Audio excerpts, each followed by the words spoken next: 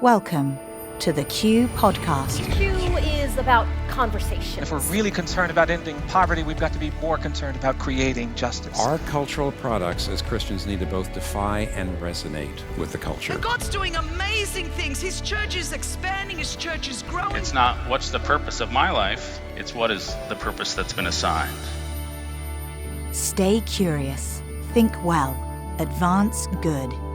This is Q.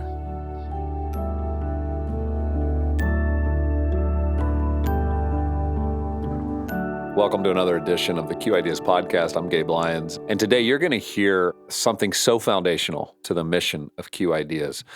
The ideas that we talk about every year, whether it's at our events, it's this podcast, it's the books I've written over the years, it's the resources that are coming out of here, maybe it's even the people that we platform that you hear from at Q Ideas. They're operating from a certain view of the world as Christians.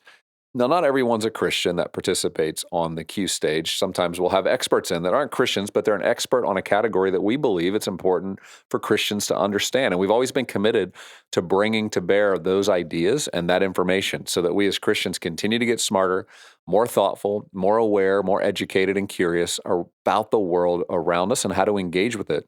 But today, you're going to hear a very specific foundational set of ideas from Amy Sherman about what it means to think Christianly about our role in the world. And it's so good. This is the kind of thing, if I had a teenager, which I do, I would make them listen to it. If I was a teacher, I would want all the kids in the class to listen and have a conversation about this. This is one of the big missions of our organization when we launched 16 years ago in 2007 with the first Q conference.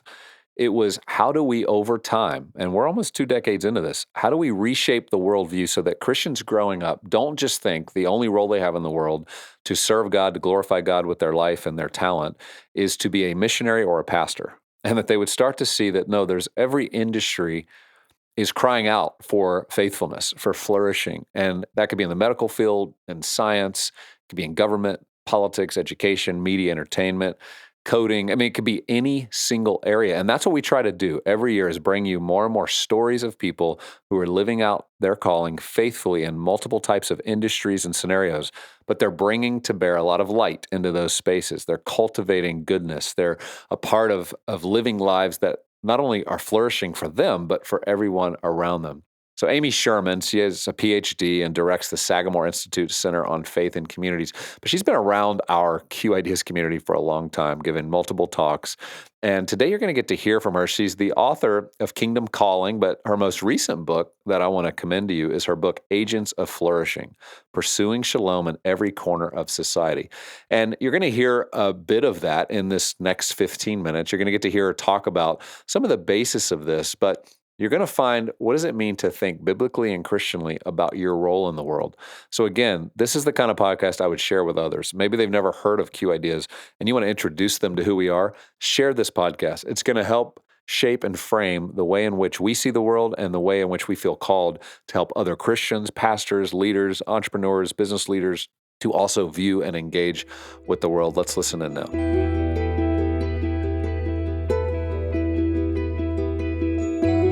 My name is Amy Sherman, and I have a new book out called Agents of Flourishing, Pursuing Shalom in Every Corner of Society. And the Q folks titled this breakout session, People of Peace, I think, because of that title.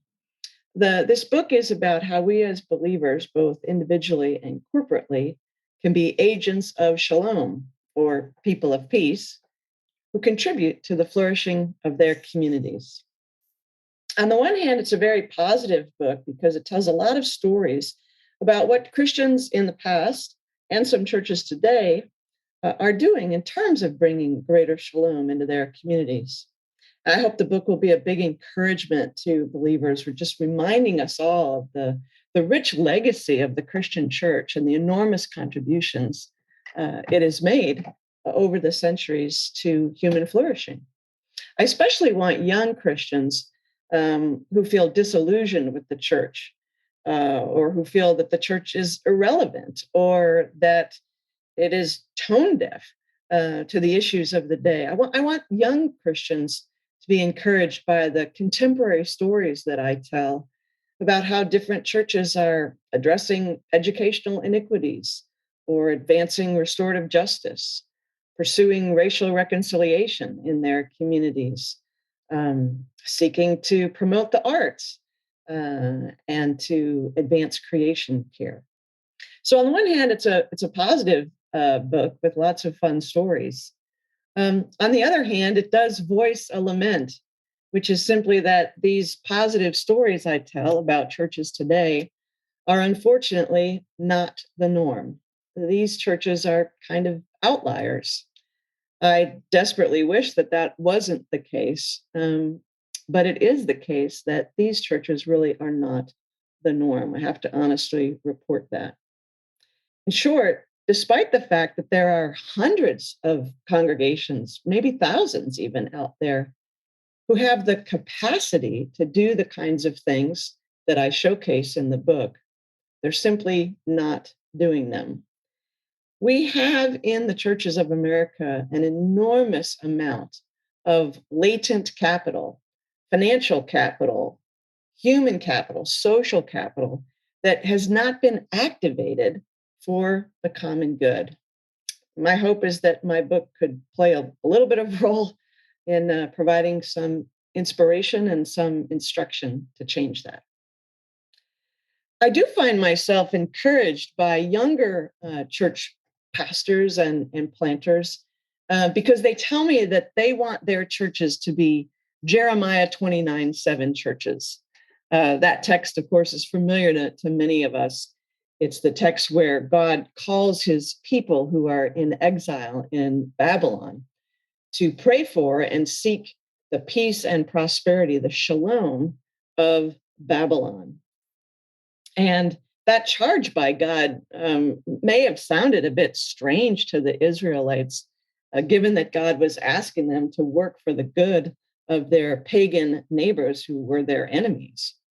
But really, the whole Old Testament is filled with this theme of God calling his people to be his hands and feet in the world, to honor and glorify him by pursuing shalom in every corner of society, to glorify God by being salt and light in the world, loving their neighbors comprehensively, pursuing spiritual, relational, economic, physical, mental shalom for themselves and for their neighbors. So I love it when I hear these young pastors saying, we want to be a Jeremiah 29:7 church. But of course, that does beg an important question, which is, well, what does a flourishing community actually look like? How should we be thinking about how to advance the shalom, the peace and prosperity of our communities?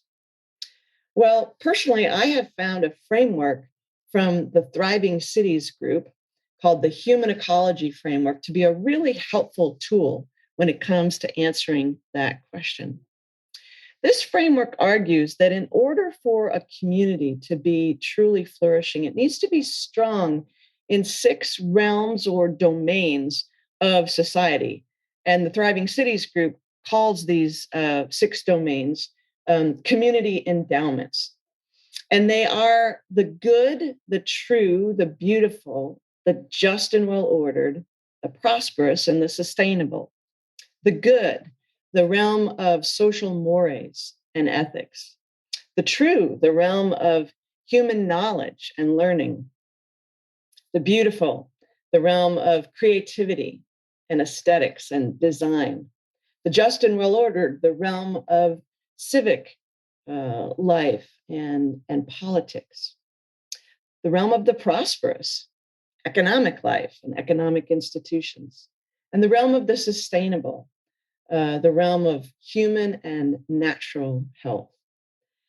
Flourishing in each of these community endowments is necessary if a community as a whole is truly to thrive.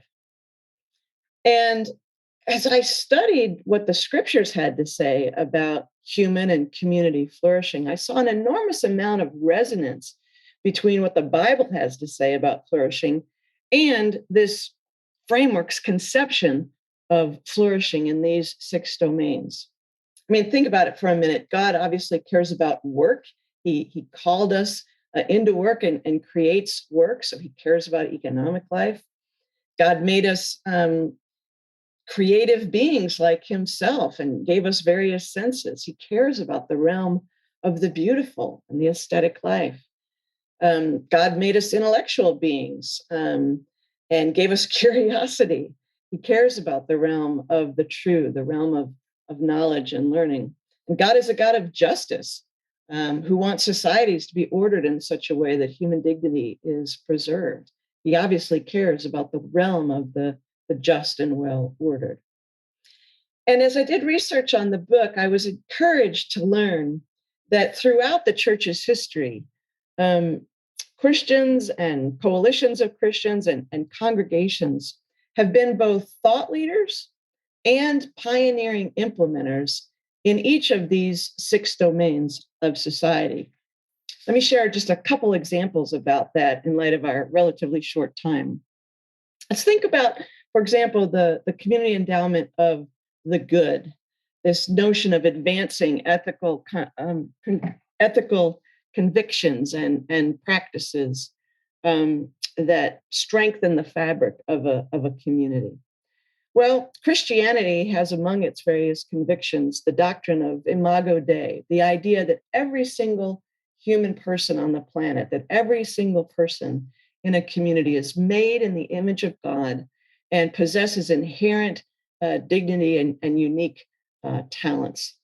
And that never should society oppress or abrogate that human dignity in each person.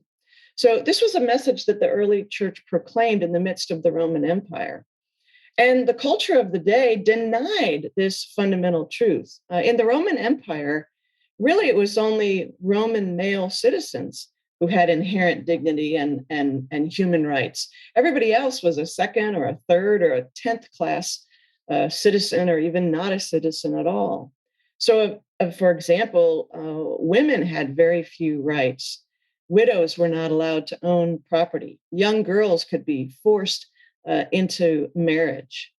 People that broke the Roman law would have their faces branded the way that we would brand an animal to mark them as criminals.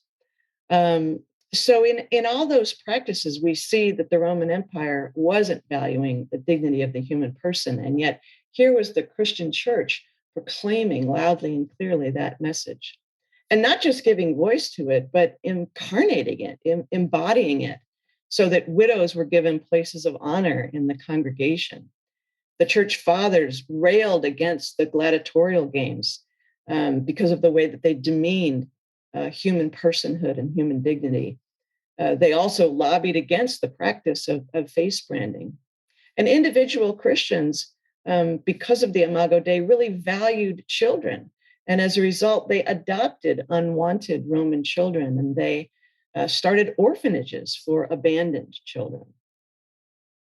So those are just some thoughts of how Christians have contributed to the realm of the good. Let's think about the sustainable, the realm of human and environmental health.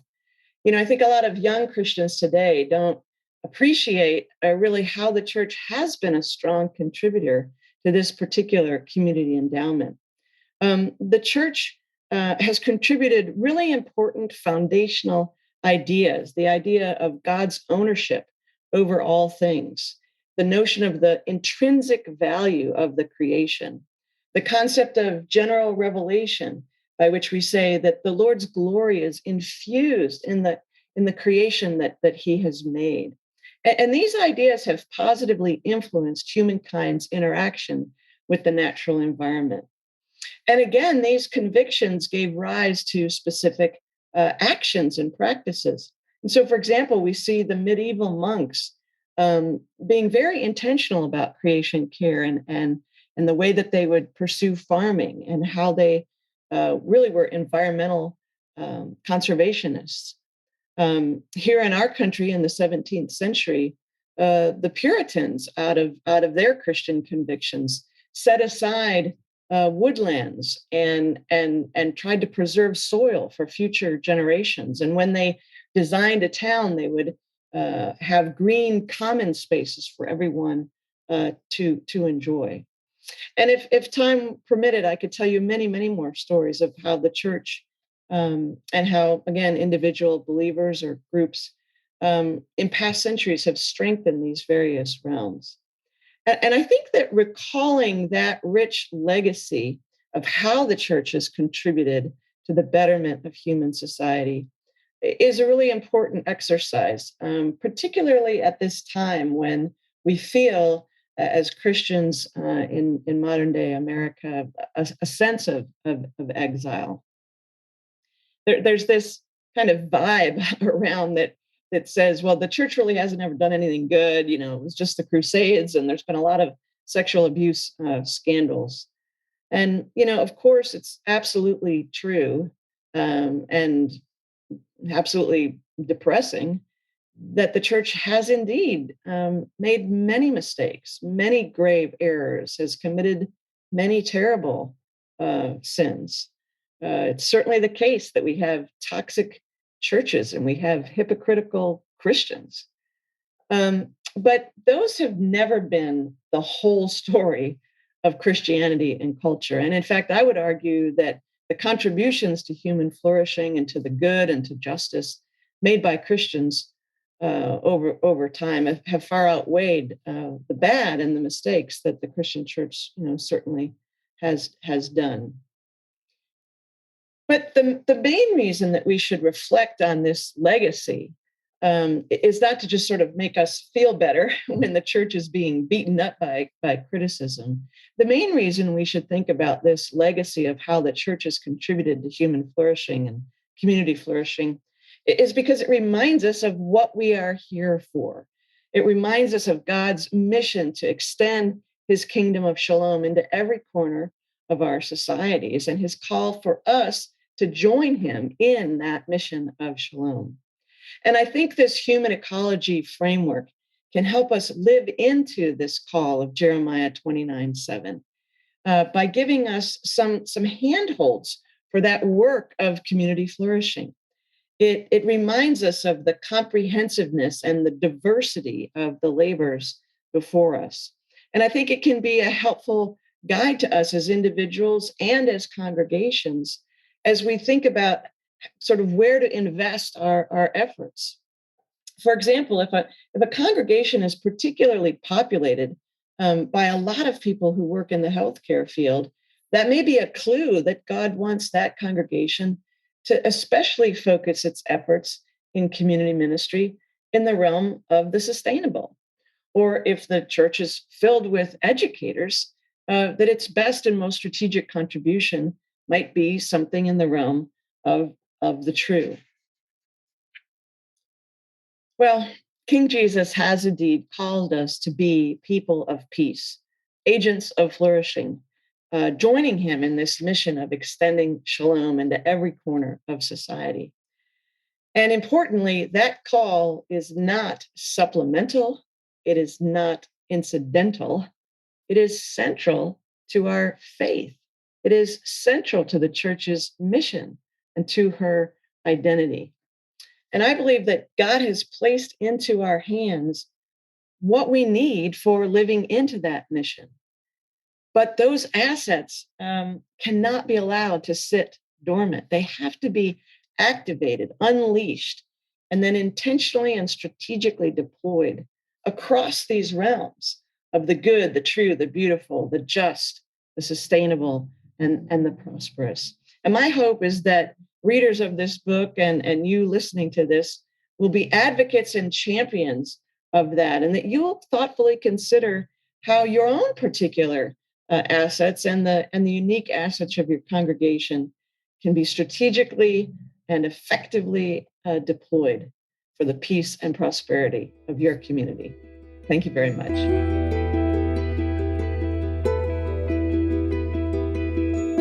Well, I hope you enjoyed hearing from Amy. I could listen to her all day, and she has so many great ideas to share. And her book is the best way for you to, if you enjoyed what you just heard, to go to the next steps of depth, to You'll be underlining all day because there's so many great nuggets of wisdom and truth that she's laying out. But you can get this book at 30% off plus free shipping from ivpress.com. You need to use the code QIdeas22, and that'll work through August 25th. So we encourage you, get the book Agents of Flourishing and enjoy not only the learning you had today, but also going a little bit deeper, because we believe that these types of ideas will establish you and your way of seeing the world as we enter into a season where things get more confusing. You're going to need a holy imagination. You're going to need to have a vision for why you are where you are. When things get difficult, when you start to get pressed, I think it's understanding some of these biblical ideas that are going to give you the strength to continue to move forward.